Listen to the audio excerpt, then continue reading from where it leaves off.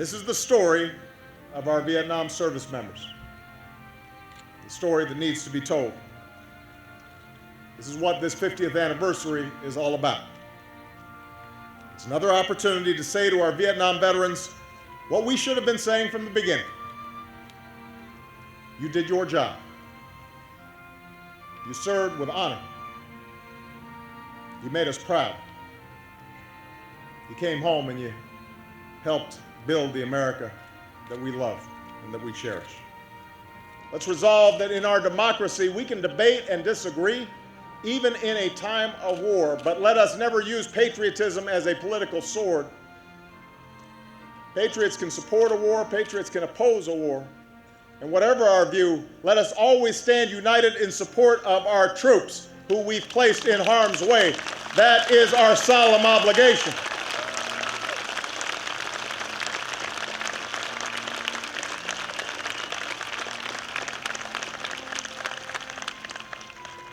Let's resolve to take care of our veterans as well as they've taken care of us.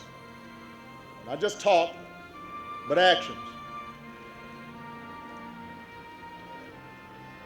Not just in the first 5 years after a war, but first 5 decades. For our Vietnam veterans, this means the disability benefits for diseases connected to Agent Orange. It means job opportunities and mental health care to help you stand tall again. It means ending the tragedy of veterans' homelessness so that every veteran who has fought for America has a home in America. You shouldn't have to fight for a roof over your heads when you fought on behalf of the country that you love.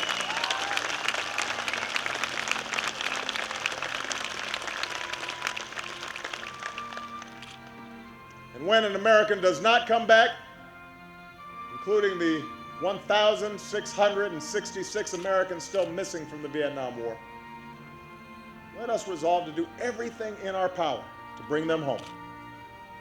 This is our solemn promise to mothers like Sarah Shea, who joins us today, 93 years old, who has honored her son, Major Donald Shea Jr., missing in action for 42 years. There she is. Sarah, thank you for your courage. God bless you.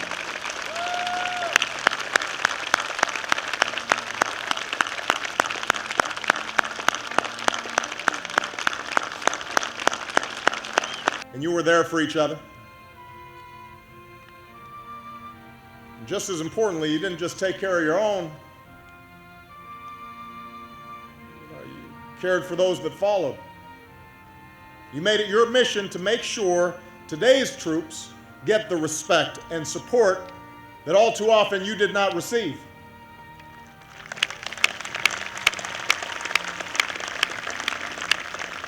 Because of you, because you didn't let us forget. At our airports, our returning troops get off the airplane and you are there to shake their hands.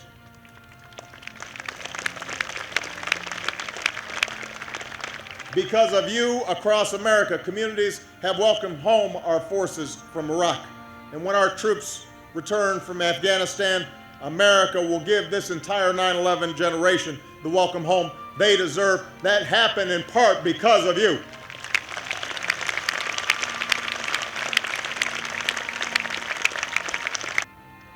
Because of Vietnam and our veterans, we now use American power smarter. We honor our military more. We take care of our veterans better. Because of the hard lessons of Vietnam, because of you, America is stronger than before.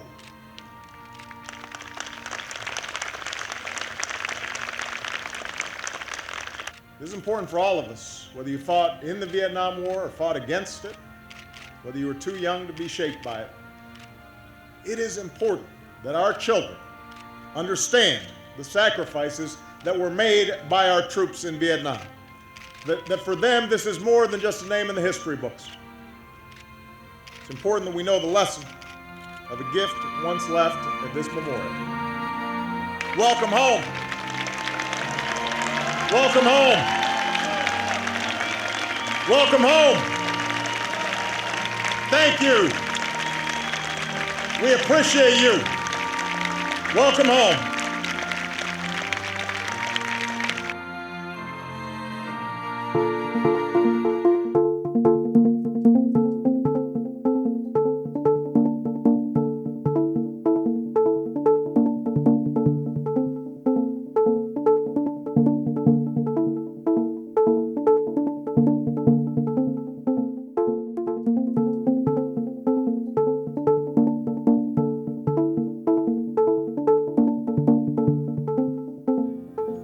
Good afternoon, everyone. My name is Carlo Albanese from the New York area. I'd like to take this moment to thank the IOM, the Institute of Medicine, and Dr. Mary Paxton for giving me the opportunity to present this to you on videotape. Unfortunately, I cannot join you today because I found out about the meeting just recently, about a week ago. And under those circumstances, it's just physically impossible for me to physically be there and attend this meeting. 3 Vietnam veterans, Blasio Salsar, Leroy Foster, and Ralph Stanton, have asked me to be their voices today and represent their opinions, their views, their facts, and their issues surrounding Agent Orange at this meeting today. They couldn't attend today because of their very own personal debilitating physical illnesses related to exposure to Agent Orange. And because of their many financial restrictions, they could not afford to be there today.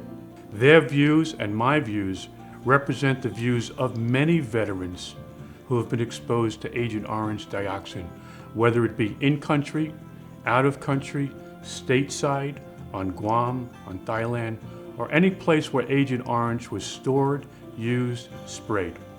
No one has ever ventured in, looked at a study, requested a study that would deal with the psychological behavioral disabilities associated from exposure to dioxin. All that's been analyzed to this point, to the best of my knowledge, are the physiological aspects, the ones that you can see, the ones that cause physical harm to the body, cancers, heart diseases, liver illnesses, neuropathies, autoimmune diseases. But no one has ever conducted a study if there's the possibility of an association to a psychological behavioral disorder. I believe there is. And all the other mental associated disabilities, or however you want to define them, psychological disorders. Because I've experienced people and veterans who never had psychological disorders or imbalances, but once they found out over the years that they were dying from a particular illness associated with a herbicide or a presumptive illness, they developed psychological disorders. Not only did they develop psychological disorders, they had behavioral problems. They had everything that is associated with a behavioral problem. Suicides. Large percentage of veterans that have been exposed to herbicides in Vietnam have a high percentage of suicide rates. Why hasn't there ever been a study done on the association between exposures of herbicides, psychological disorders, post-traumatic stress disorders? No one has decided to explore the possibilities, if not the evidence, of a pre-existing condition or a post-condition of a psychological disorder that could be, and most likely is, associated with the illnesses. The illnesses is what I'm trying to say to all of you sitting there today.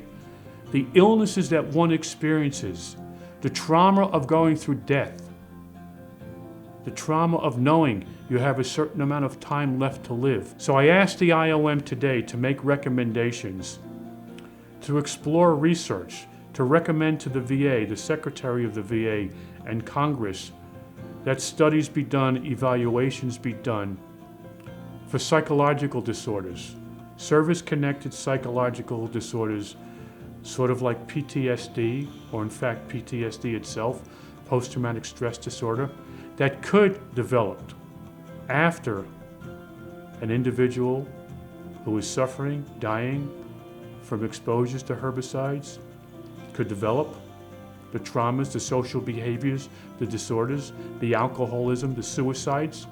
These are all related. They're all intertwined with the Vietnam veteran and his service to country and what he's experienced from dying from these illnesses.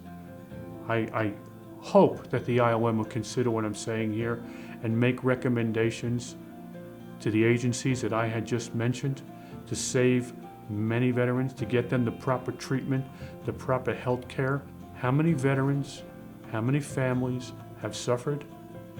How many individuals have died in the process, this prolonged process of 22 years to prove, find evidence, scientific research of an association being exposed to herbicides and dioxins Well, it's way too long. So where do we go from here? Where does the veteran go from here? If 2014 is the final chapter, if 2014 closes the doors on any future research, where does the veteran go today? Where do those go? Where do they go? The ones that are suffering, the ones that are dying, the ones that are still with us. What do we do about that? I think the IOM, in my opinion, with all due respect to the work that you have done, you have an obligation. You have an obligation and a commitment to finding all the possible evidence you can find and associations, studies.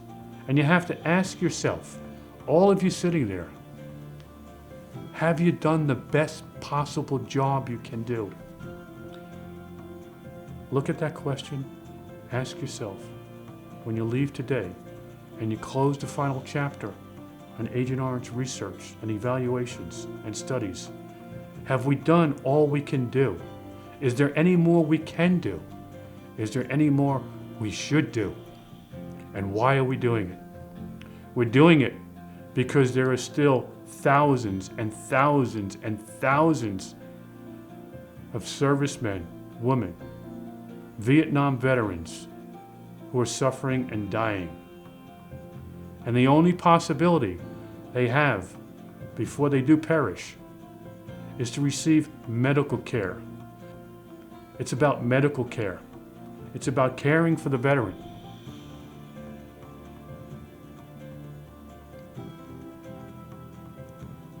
It's about caring.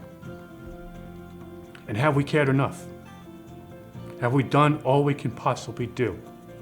Have we exhausted every alternative, any venue to provide for our veterans who served this country honorably? Must we again tarnish the Vietnam veteran? Must we take away the last thing that a veteran has, his survival, his health care, his illnesses before he perishes? So I ask the Institute of Medicine and everyone sitting in that audience today, have we done enough? Is there more we can do? Is there more we should do? That's what needs to be recommended. That's the question that needs to be addressed. That's what needs to be brought to Congress. That's what the VA, the Department of Veterans Affairs, and the Secretary needs to understand and hear. I'm here today trying to deliver that message for all the veterans that can't be there today, for all the veterans who have perished, who never had the opportunity to be there today, for all the veterans that will perish and will never have the opportunity to document their stories, to give their opinions, to be part of this before they die. Why are we doing any of this? Why are you do? Why are we here? What's the purpose of our democracy? What's the purpose of our country? What's the purpose of being if we don't take care of our veterans? Those who are willing to write an open check, those who are willing to die, those who have sacrificed. For what reason? So we can be here, so we can be free, so we can have a country that we call America. And who makes that country for us? It's those veterans who step up to the plate, who come forth, who give up their lives, and they ask nothing in return. But we have one commitment to them, and that is to take care of them when they come home, and not deny them, not deprive them of what they earned, of what they fought for, what they sacrificed for. That's all they ask. They ask to be taken care of when they're sick. They ask for no more studies. There's different opinions, and I'm sorry if I offend you there today, but I've been told and asked to deliver certain messages from certain veterans who couldn't be there today to join you today, primarily because some of them are too sick, some of them are crippled, some of them can't make it there, some of them don't have the money to be there. They can't afford to be there. And over the years, they've asked me to be their voice, Mike Eckstein to be their voice, Fred Gersh to be their voice, Elaine Van Cliff to be their voice, Placio Salsar to be their voice, Leroy Foster to be their voice, Ralph Stanton to be their voice, Captain Agnes Bresnahan to be their voice. We all have a job to do. We all have an obligation to do. We all need to be part of this. We all need to continue to serve our veterans and make sure that this can never, will ever happen again. And that we don't wait 22 years to find whether or not there's a scientific association, that they have to prove the burden of themselves, that they've suffered, and that they're dying from an illness of chemical contamination, chemical warfare that has been denied by Congress, that has been denied by the Veterans Affairs departments, by denying them their claims, their benefits. So in conclusion, I would like to say to you again, look at yourselves. Ask yourselves. Some of the most intelligent people in the world are sitting in that room today at the Institute of Medicine. Doctors, researchers. You are the only source, the only possible remaining